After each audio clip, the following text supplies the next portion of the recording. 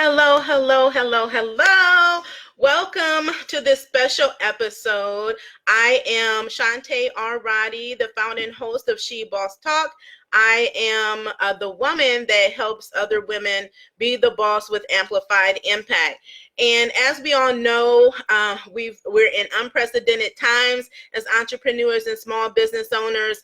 And so I've been giving a series of lives to really educate all of you all out there as much as I possibly can to help you get access to opportunities that are out there, which includes funding and grant opportunities and business opportunities as well. So I'm coming on today in this live to talk about small business preparedness. So what things you need to know in order to access funding, in order to access grants, which is free money that is available to you, and other opportunities.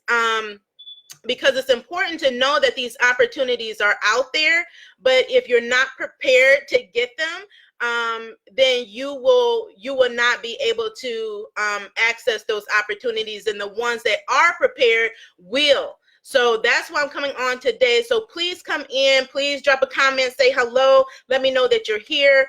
Feel free to ask any questions. I always follow up after the broadcast to answer any questions. Hit that love button and share out this broadcast to other entrepreneurs and small business owners who need this information. Because too many times I hear, oh, I don't know where to find it, or no one to help me. But if you are connected to this platform, to this show, we always share so much content.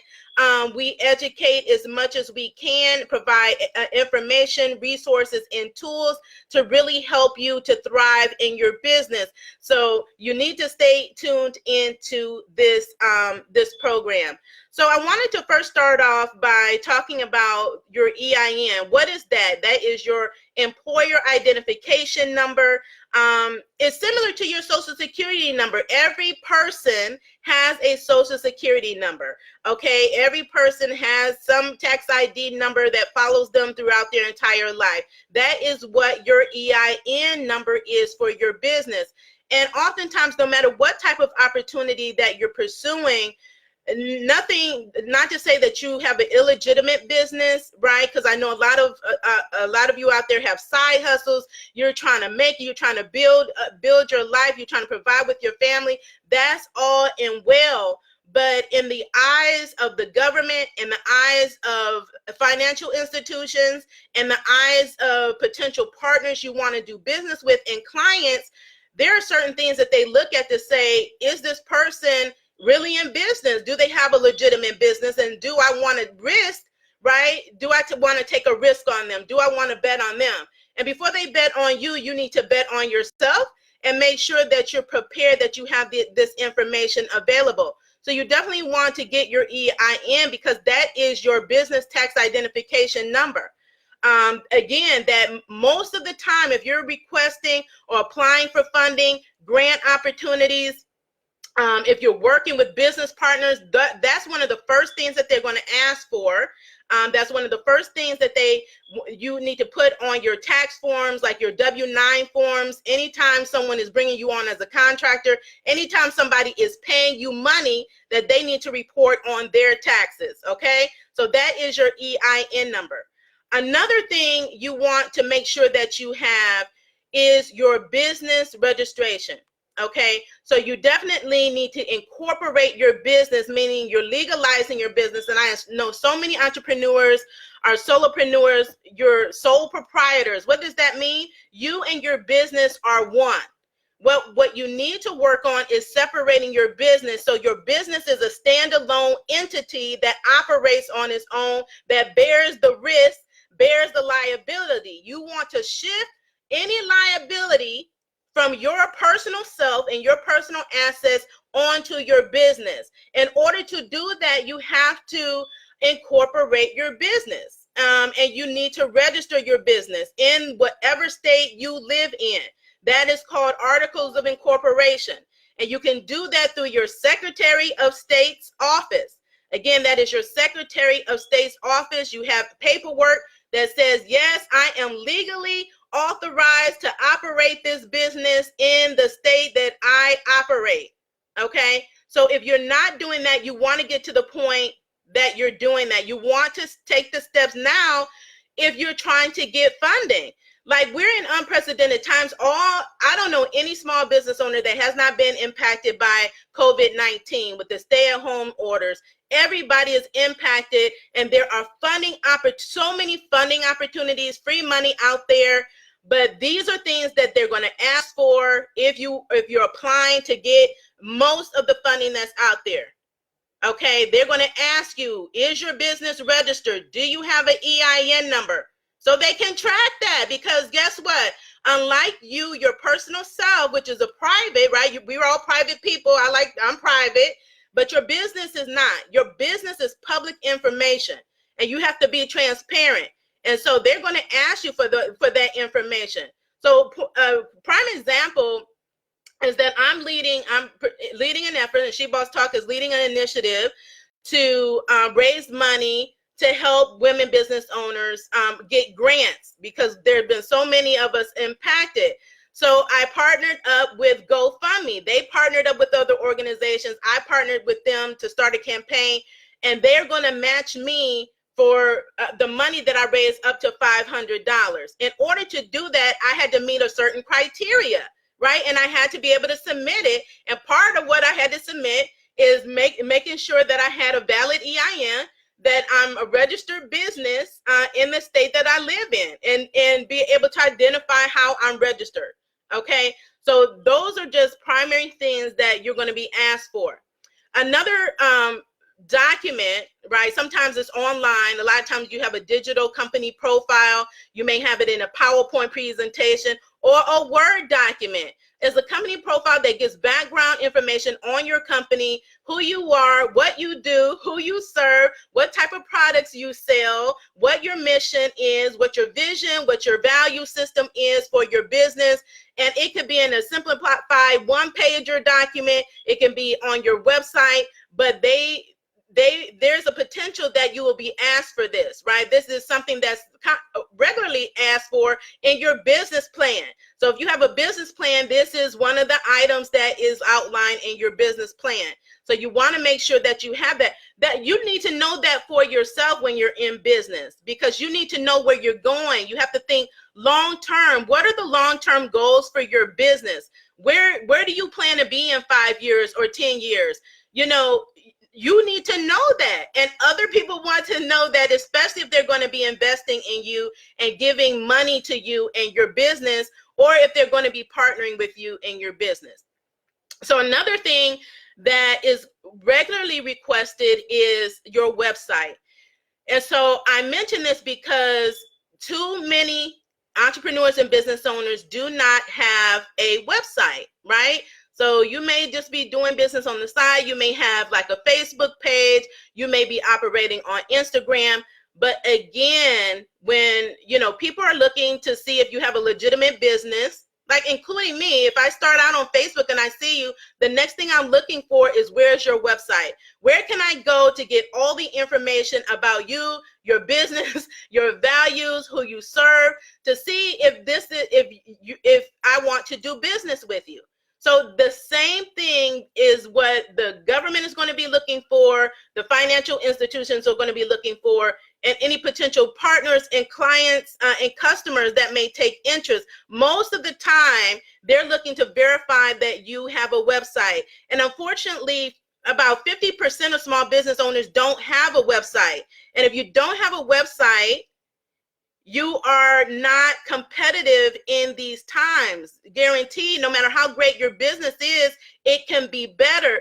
Everybody needs an online presence. You need a main hub for your business, even if you're working on a different other platforms, which is great. I do the same. But what do? I lead everybody back to my website, which is mine. You don't own Facebook. You don't own Instagram. You don't own YouTube. At any time they shut down, what do you have? Right? So you need to make sure that you have your home base, which is your website, which is going to, anyone is going to be asking you for that information. So if you just say, oh, I only have a Facebook page, no matter how simple you think it may be, they're going to say, okay, I don't know that this person is really in business for the long haul, or, is sustainable business. Okay. So make sure that you work on getting a website. And again, websites, you can get an affordable website. There are free website builders that are out there. So don't think you have to spend thousands of dollars. You can spend $100 or $10,000. It just depends on where you are in your business and what types of site, how robust you need it to be. But the bottom line is you could get a free website. Okay. And so the next thing is they looking for your social media presence. So I just mentioned that it is critical for every small business, no matter what business, no matter what industry, no matter how long you've been in business, we're in the digital age, right? We can tell by this being in these unprecedented times during this COVID-19 pandemic, everybody is home. Everybody was forced to be home. And if you didn't have an online business, it's like, okay, I have to hurry up and try to build this online presence, right? So if you don't have your online presence, meaning that you're on social media platforms like Facebook, like YouTube, like LinkedIn and Instagram, making sure you have a consistent presence. That means you're showing up the same throughout, all these social platforms, and you have a brand consistency, a consistent brand message across the platforms that you're on, because that is going to be critical. So they're always asking, what are your social media handles? So they can go and check you out. So if you didn't think people were checking you out before, know that that is what they're doing. People are constantly looking at you, searching you, no matter if you think they are or are not. Okay. And so make sure you do. If you don't have an online presence, you want to start working on that, building up your brand and your social media presence, and making sure you don't have to be on every platform. Be where your target audience, your target clients are. Who are your ideal clients, right? Where do you need to be? Just show up there and show up there with consistency, with a message that is going to speak to your audience, okay? So another thing that that is really important, I think that we miss, is your story, okay? So I always talk about how powerful your story is. That's why we have this platform, to allow women to be able to share their stories, because there is power in your stories. And every single grant application I've applied for, there's a field that's asked, what is your story? What are you about? What do you want us to know about you? Do not leave those fields blank. Be thinking about that. What is your story? Your story. Everybody has one. You have one. Your business has one. Start thinking about that and writing that down, and being able to communicate what your story is when people ask, because they will.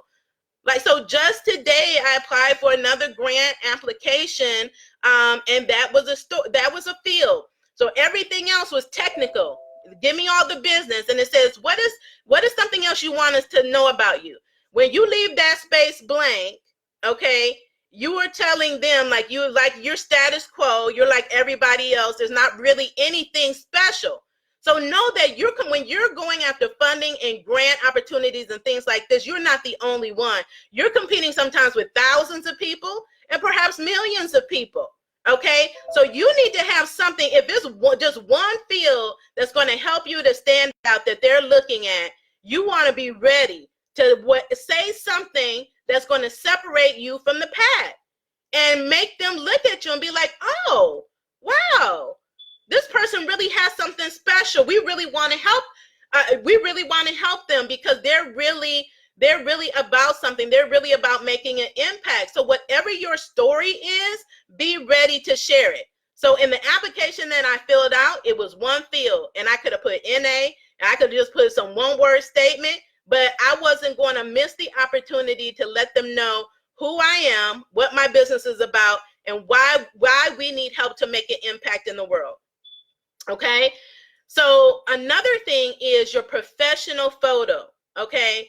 So people call it a headshot, professional photo. This is a photo that you regularly use that is a neutral background that you can share with the world when asked. Your headshot is something that is frequently requested. So whether you're applying to get funding, grants, speaking engagements, they're going to ask for your photo. What that means, it's not a selfie. You don't have background, anything in the background that is unprofessional, like unmade beds, taking photos in the bathroom, right? Taking pictures in the kitchen where you have dirty dishes, right? Or you have shopping bags. You want to have it neutral to really show and spotlight who you are. You want to make sure that your face is well shown, right? And that you are, you don't have to smile, but smiling is great.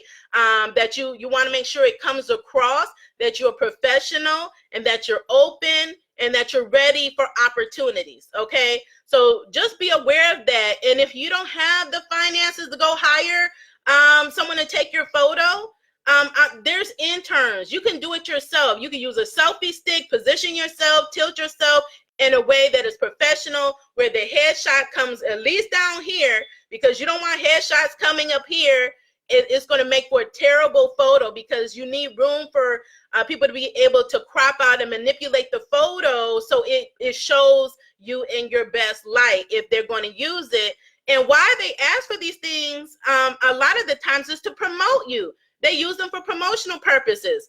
So you apply for a grant, $5,000, $10, or $10,000, or whatever the grant amount is, and you submit your photo, they're going to want to talk about you. They're going to want to share you. You could possibly be in the news, in a press release, in a media release.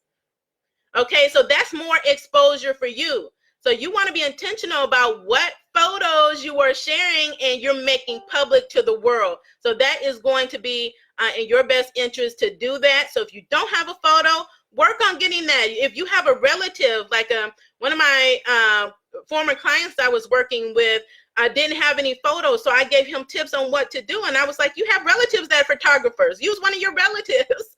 Like, grab them and say, can you take this photo? And there you go. Okay. The next thing is your bio. That's a biography. Okay, so it's another story, a synopsis about you, right? About what do you want people to know about you as a person, including accomplishes that you've made, challenges that you've overcome, some accolades, the certifications that you have. All of those are in your bio, like who you serve, how are you impacting the world is what is the primary thing in your bio. But you're often called this is really pitching yourself, pitching your business, right? So you often called to provide a bio of yourself, whether they're asking you to upload it or to copy and paste it.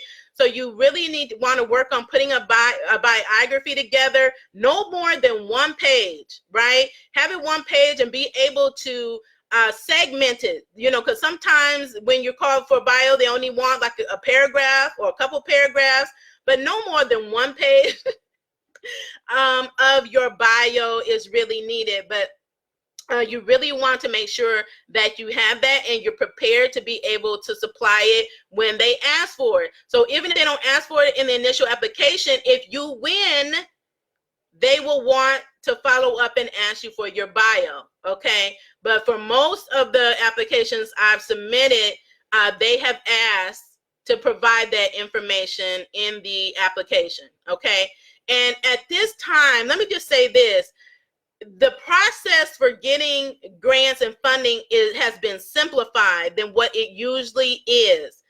So this is a prime time to take advantage of the opportunities, no matter where they come from. This is not just the federal funding, the forgivable loans, the PPP, the emergency disaster injury loan. This is county, state funding opportunities. This is funding and grants through individuals and private organizations and companies that are every day are coming out with a new fund, a new grant, wanting to help small businesses. Okay, so funding can come from a number of different places, and you need to know that and be able to access and then know what the criteria is.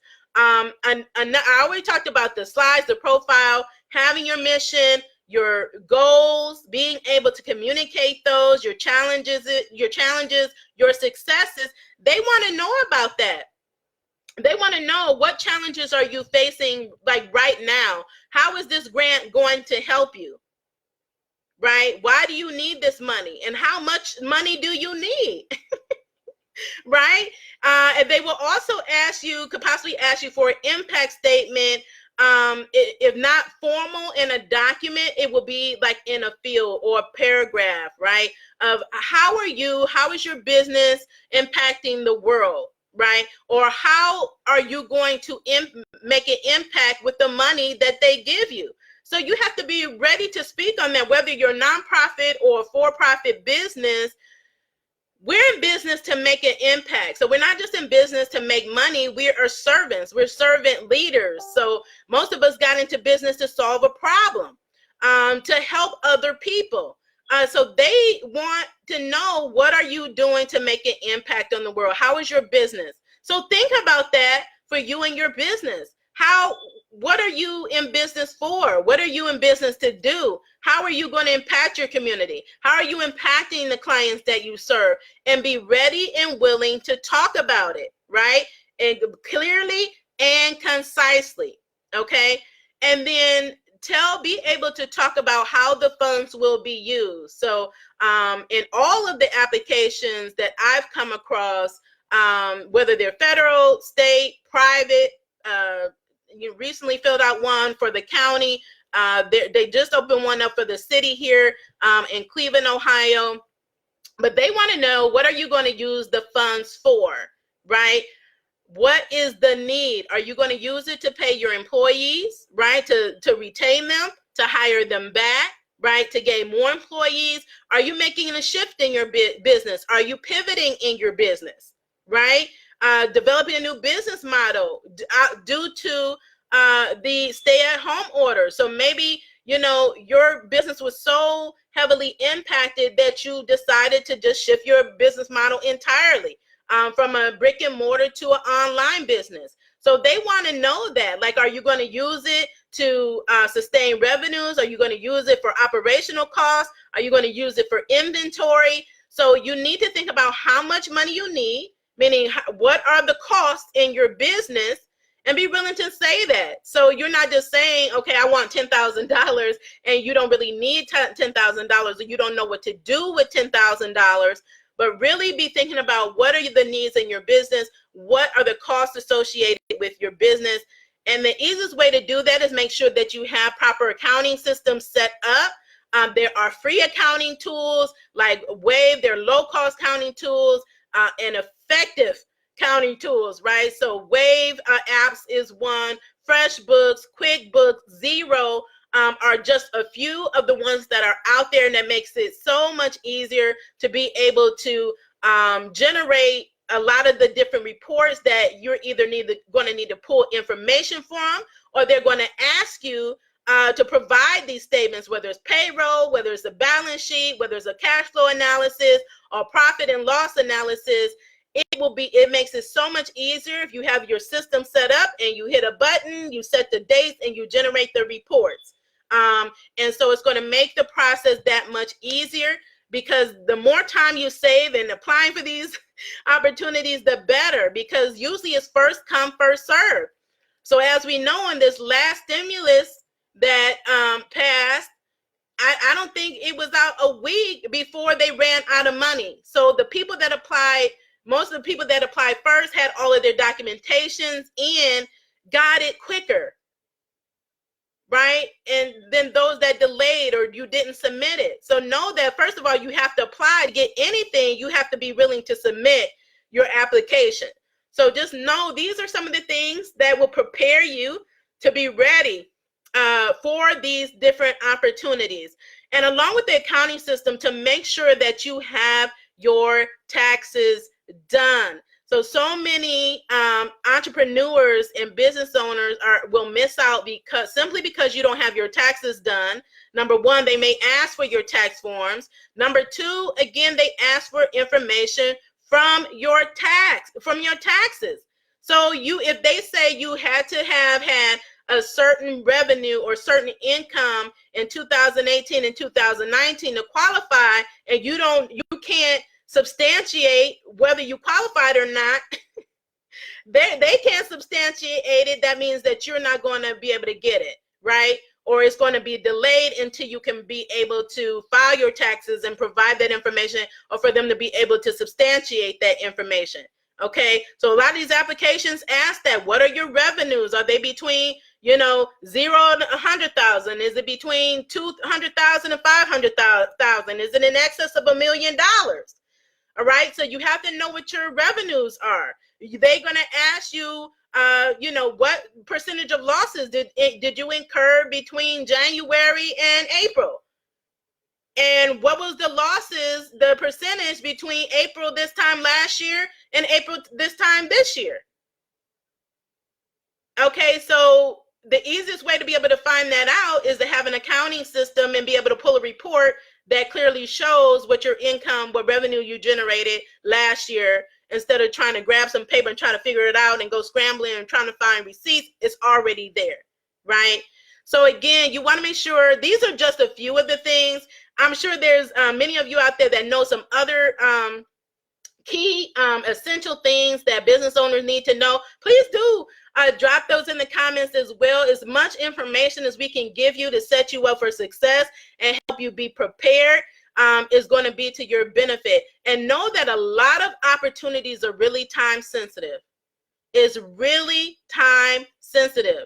So learn about them early on. When we tell you about them, mark your calendar, set your alarms and your alerts so you know when these things are coming, so you can jump on it quickly, because they will tell you all the information, what the criteria is, what the deadlines are to get these things in. And a lot of times, like this past grant with the U.S. Chamber of Commerce literally closed in minutes. It was so much traffic, so many millions of people trying to apply for the grant. The system crashed in minutes. So if you waited a day, it was already closed. Before the end of the day, it was closed. Okay, so not all of them are going to be like that. So there's a ton of grant opportunities. You could go to www.grants.gov to get information. You can also go to www.sba.gov as well.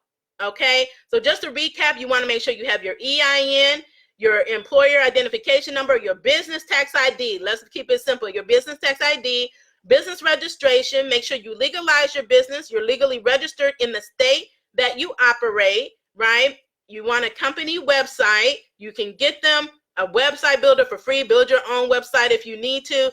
Make sure you have a consistent presence on social media. Get your headshot photos together. Have your bio. Use your cloud systems, Google Drive, OneDrive, whatever you use. Gather all these things in one place so it's just ready. So it's just ready when you're applying for these different opportunities. Get your company profile slides together. Draft your mission is one paragraph. Your goals, challenges, successes. Have an impact statement. It could be a short statement. Know how your funds is going to benefit the community. Be able to share your story. Know what your story is, your power story, and be able to provide details on how your funds are going to be used. Okay, so I hope this information has been helpful for you. Please tune in regularly to this show, to this platform. We share so much information related to COVID-19 and just information that is going to be helpful for you as an entrepreneur and business owner, for you to not only start your business, but to be able to scale and thrive in your business and generate the revenue that is going to help you provide for your family, right, on a consistent basis, and be able to build wealth and leave a legacy for your family. If you would like to be a guest on our broadcast, we invite you to apply. There's so many opportunities where we spotlight women in business.